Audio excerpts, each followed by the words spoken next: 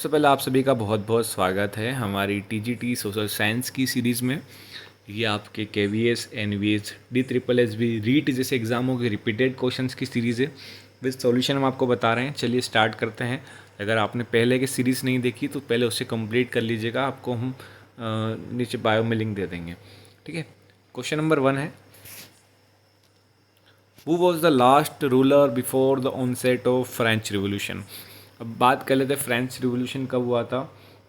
तो ये 1789 की बात है और 1774 में जो रूल करा था वो थे Louis 16। Option A is right. Louis 16 नाम के एक मेंबर राजा थे जो बुर्बोआ वंश के थे और 1774 में उन्होंने राजगद्दी संभाली थी। 1789 में राष्ट्रीय विद्रोह हो जाता है, फ्रेंच रिवोल्यूशन का पीक समय आ जाता है और यहीं से नेशनल असेंबली की गठन की जाती है और ह्यूमन राइट्स के यहाँ पर दे दिए जाते हैं।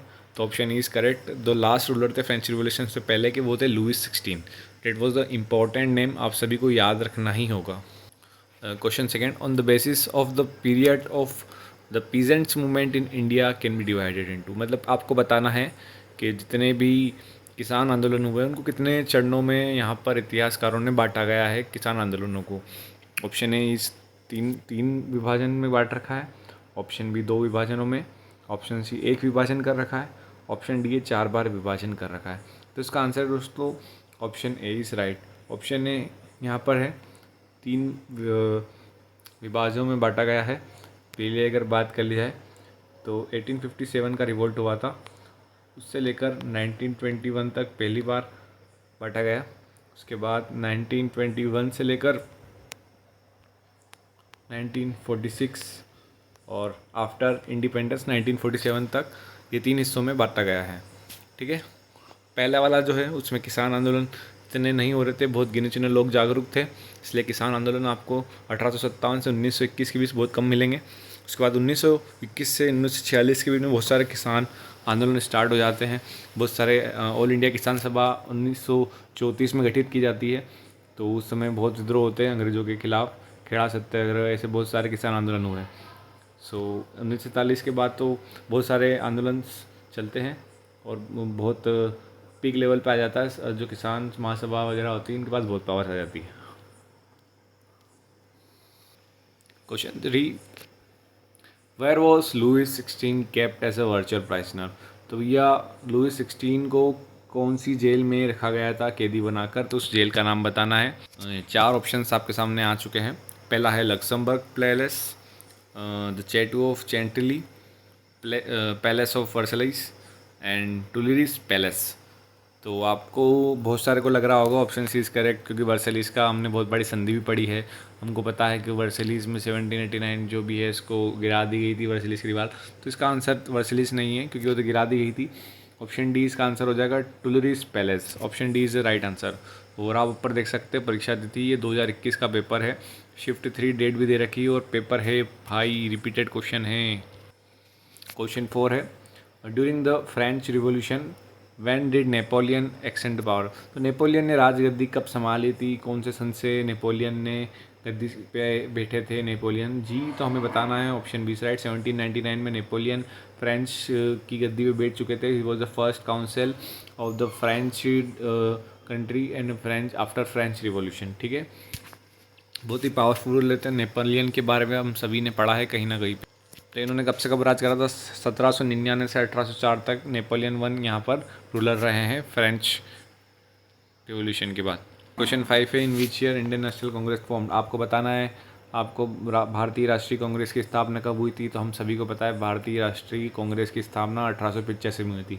तो ऑप्शन सी इसका करेक्ट आंसर हो जाएगा। आप ये क्या होता है कि उस समय कौन थे, आप आपसे पूछ लेंगे वाइसरॉय कौन थे। तो वाइसरॉय आपको बताना उस समय लॉर्ड डफरिन थे।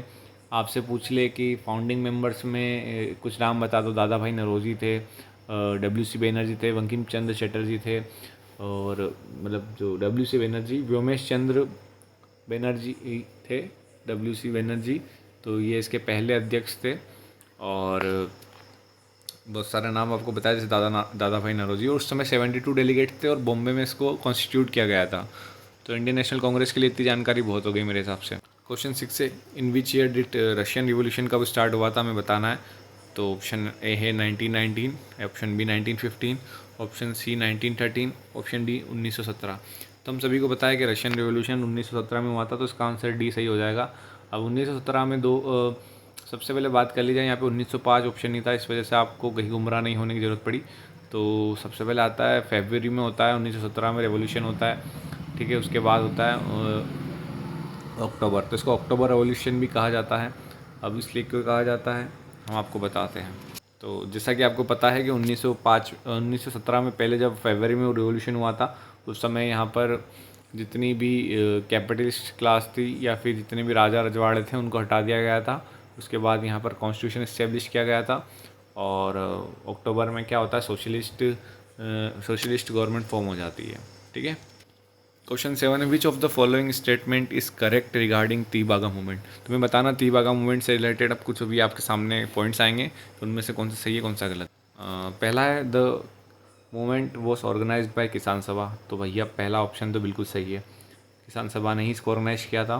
सेकंड क्वेश्चन है, it was against jotedars and money lenders. हाँ भैया, जोतेदार और मनी लेंडर्स के खिलाफ था तेबागा मूवमेंट। तीबागा का मतलब होता है 3 आउट ऑफ 20 जो पार्ट है उसमें आपको देना पड़ेगा 3 भागा सिस्टम, समझ रहे हो। जो 3 भागा है इसमें आपको तो आपकी ज़मीन के 3/20 हिस्से पे इंडिगो को बोना पड़ता था, यही होता था तीबागा सिस्टम, इसके खिलाफ हुआ था, है ना। तो इससे क्या हो रहा है, ज़मीन ख़राब हो रही थी, उससे क्या फर्टिलिटी लूज़ हो रही थी जो किसानों की ज़मीनों की। और इट वॉज लेड बाय स्वामी सदानंद नहीं कह रहा था, वो थे स्वामी सहज आनंद।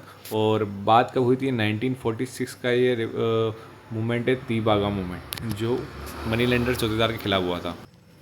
क्वेश्चन है, वो among the following form the Indian association. अब इंडियन नेशनल कांग्रेस अलग है, इंडियन एसोसिएशन अलग है, आपको डेट याद रखनी है।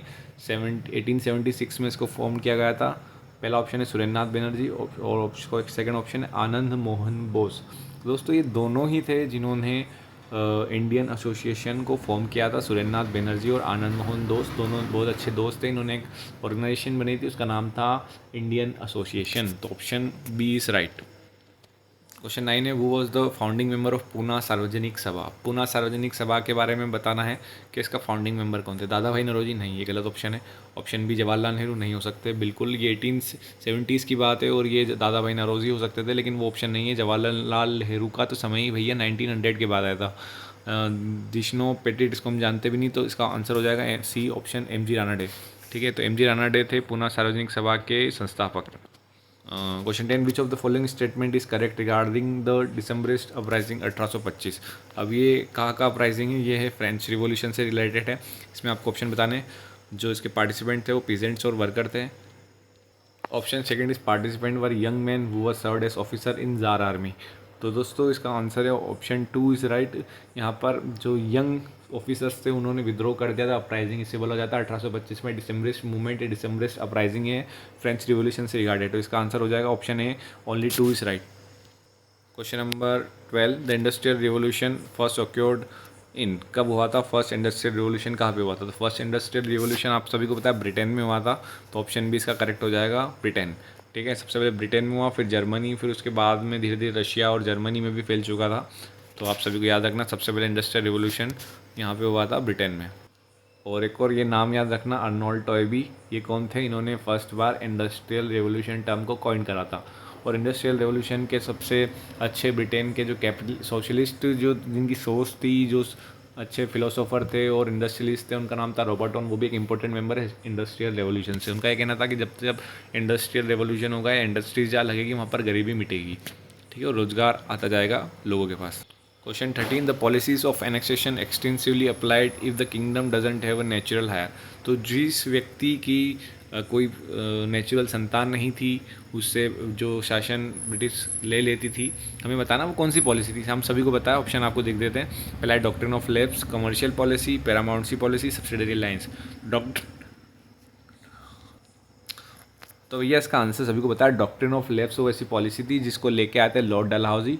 डॉक्ट्रिन ऑफ लेब्स जिसका किसी का नेचुरल संतान नहीं थी, किसकी खुद की संतान नहीं थी, जिसने गोद लिया था, उसका जो राज्य था वो ब्रिटिश शासन कब्जा कर लेता था, उसको पेंशन पे दे देता था कि आपको पेंशन दे देंगे और आप घर बैठिए, और अब आप इनकैपेसिटी उसमें बता देती, इनकेपेबल बता देते थे, और आपका राज्य अब ब्रिटिश गवर्नमेंट हैंडल करेगा। कमर्शियल पॉलिसी कोई इंपॉर्टेंट नहीं, पैरामाउंट पॉलिसी हमको कोई इंपॉर्टेंट नहीं। Subsidiary alliance policy Lord Wellesley ने स्टार्ट की थी। इसमें यह था कि अब आपको बता देते हैं कि 3 ग्रुप है, ये ब्रिटिश है, हम एक यहाँ पे एग्रीमेंट साइन कर लेते हैं, यहाँ पर हमला होगा तो हम तीनों आपके साथ आएंगे, हमारे ऊपर होगा तो आप तीनों आओगे, और जो नहीं आएगा उसको जुर्माना देना पड़ेगा, हर्जाना देना पड़ेगा। और ब्रिटिश इसके लिए एक चार्ज करती थी कि मान लो 1 लाख रुपए हर महीने आपको देने हैं एज ए सिक्योरिटी पर्पस। तो क्या हो रहा है, बुलाने में सबको बुला रहे हैं लेकिन और थोड़ा खुद भी जा रहे हैं, लेकिन उससे क्या हो रहा है कि भैया पैसे चार्ज कर रहे हो उस चीज़ के लिए। तो ये थी लॉर्ड वेलेस्ली की पॉलिसी सब्सिडरी अलायंस। क्वेश्चन 14, 29 मार्च 1857 को किसने ओपन फायर करा था यूरोपियन ऑफिसर्स पे? तो भैया हम सभी को पता है, इसमें वाजिद अली शाह नहीं हो सकते, टाटा टोपे नहीं हो सकते, नाना साहब नहीं हो सकते, बसते हैं मंगल पांडे। मंगल पांडे वो व्यक्ति थे जिन्होंने 1857 की क्रांति की शुरुआत की थी सबसे पहले।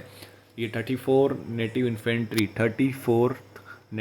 इन्फेंट्री बरकपुर बंगाल के एक सोल्जर थे, सिपाही थे, जिसे हम सिपाही कहते हैं, ब्रिटिश के ज़माने में से सिपाही कहा जाता था। इन्होंने ये एक पंडित थे, उन्हें पता चला कि रॉयल इनफील्ड गन एक लॉन्च हुई है उनकी नेवी आर्मी में, जिसमें ये हो रहा है कि उस पर सूअर और गाय की चर्बी, जो गाय के मांस है उससे उसका पाउच बना रहा है, उसकी जो गोली होती है, ब्रोच होती है, उससे फाड़ना पड़ रहा है। तो उनका धर्म भ्रष्ट हो रहा है, उनको ये पता लगा, उन्होंने इसका विरोध किया और सबसे पहले ओपन फायर कर दिया यूरोपियन ऑफिसर्स में, और यहाँ से 1857 की क्रांति की शुरुआत होती है। Question 15, the swadeshi movement started as a reaction. Swadeshi movement किस आंदोलन के रिएक्शन का जरिया था, किसके थ्रू हुआ था?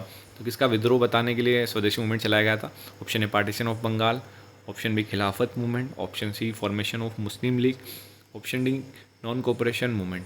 तो भैया 1905 में पार्टीशन ऑफ बंगाल हुआ था, उसके विद्रोह के लिए ही स्वदेशी मूवमेंट को चलाया गया था। तो option A is the right answer.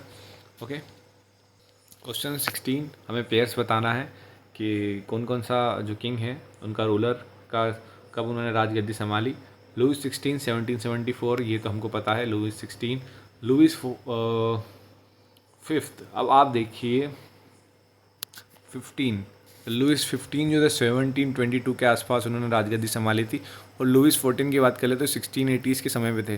तो भैया तीनों ऑप्शन में से सिर्फ ऑप्शन 1 करेक्ट हो जाएगा, बाकी 2 रॉन्ग हो जाएगा। हमें बताना है कि रशियन रेवोल्यूशन के पहले वर्किंग क्लास कौन सी इंडस्ट्री से जुड़ी हुई थी। ऑप्शन आपके सामने बता देते हैं, यहाँ पे 4 ऑप्शन है। पहला है the construction of industries, construction वाली इंडस्ट्रीज थी, माइनिंग इंडस्ट्री से रिलेटेड थे, टेक्सटाइल से थे, या कोल से थे।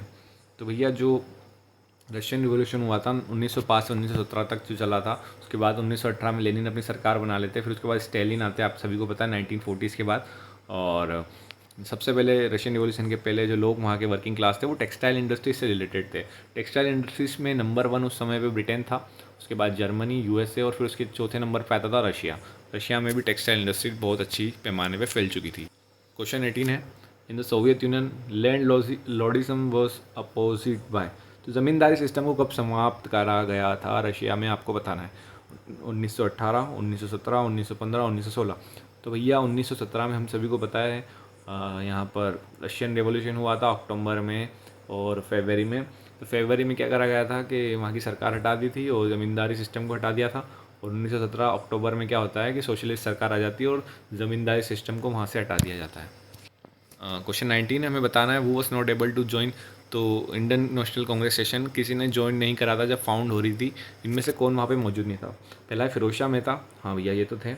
सुरेंद्र नाथ बनर्जी, डाउट है। एम.जी. रानडे, हाँ इंपॉर्टेंट मेंबर थे। एओ होम, अरे भैया यही तो थे जिन्होंने अपनी संस्था बनवाई थी, और इन्होंने ही कहना था कि मतलब हमने कांग्रेस इसलिए बना रहे हैं जिससे जो ऐसे प्रेशर कुकर में जो दबाव बन जाता है ना उसको रिलीज़ किया जा सके। तो सुरेंद्र नाथ बनर्जी कौन थे? सुरेंद्र नाथ बनर्जी वो थे जिसने पहली बार ICS मतलब इंडियन सिविल सर्विसेज एग्ज़ाम को क्लियर करा था 1861 में। तो ये पहले ऐसे मेंबर थे जिन्होंने इंडियन सिविल सर्विसेज को क्रैक करने वाले पहले व्यक्ति थे सुरेंद्र नाथ बनर्जी। तो ये इसका ऑप्शन नहीं है, ऑप्शन बी फाउंडिंग मेंबर्स में सुरेंद्र नाथ बनर्जी नहीं थे। Question 20, in which year Louis 16 flee to Paris. तो भैया 1789 के बाद फ्रेंच रिवॉल्यूशन होता है, उसके बाद उनकी सरकार जो राजा को भगा दिया जाता है। तो लुइस 16 भाग के पेरिस कब, कहाँ, कौन से ईयर में चले गए थे भैया? तो हमको बताना है 1791, 1794, 1773। तो ऑप्शन बी इज राइट। 1791 में जो लुइस 16 थे वो पेरिस चले गए थे।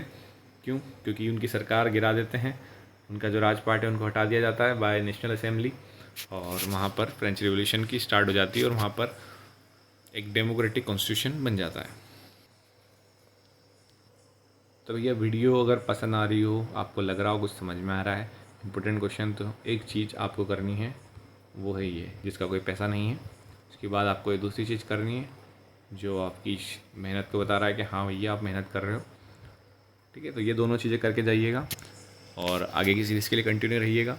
जब तक एग्ज़ाम नहीं होगी हम डेली एक एक क्वेश्चन सीरीज़ रोज़ डालेंगे, जिससे आपके 2 से 3 हज़ार क्वेश्चन आपके सॉल्यूशन हो जाएंगे, जो कि मोस्ट रिपीटेड PY की क्वेश्चन है और ये फ्री ऑफ कॉस्ट है। तो बने रहिए।